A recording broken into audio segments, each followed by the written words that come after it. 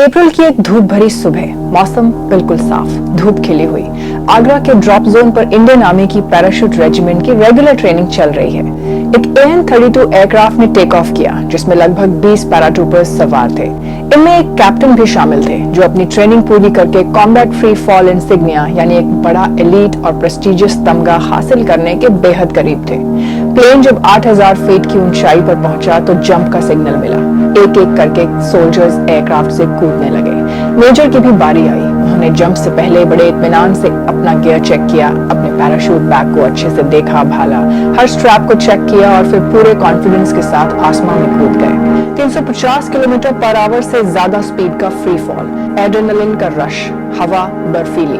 जब गिरते हुए अल्टीमीटर में 5000 के ऑल्टीट्यूड को देखा और मेन पैराशूट खोलने के लिए रिलीज हैंडल खींचा तो वो नहीं खुला।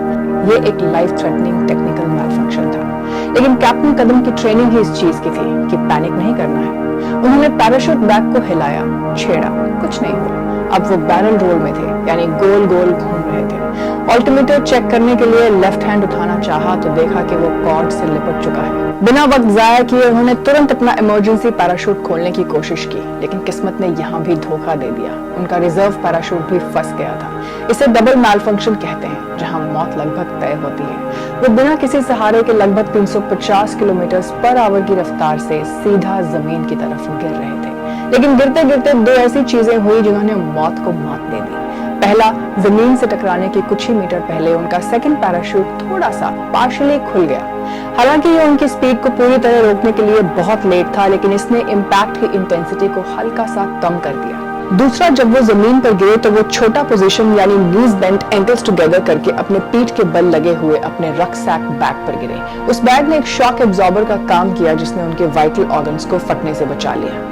इम्पैक्ट इतना भयानक था कि उनके सारे शरीर में मल्टीपल फ्रैक्चर्स हुए। महीनों तक ICU और फिर हॉस्पिटल में रहे। जब रेस्क्यू टीम वहां पहुंची तो कैप्टन अचेत थे, लेकिन उनकी सांसें चल रही थी। डॉक्टर्स ने उन्हें देखा तो हैरान रह गए।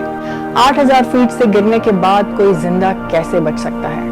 डॉक्टर्स ने उन्हें यहाँ तक कह दिया था कि वो शायद कभी चल नहीं पाएंगे, लेकिन उनका इरादा कुछ और था और वो नहीं टूटा। कई सालों की मेहनत और विल पावर के दम पर वो न सिर्फ खड़े हुए बल्कि उन्होंने वापस आर्मी ज्वाइन की और उसी आसमान से दोबारा जंप लगाई जहां उनका हादसा हुआ था।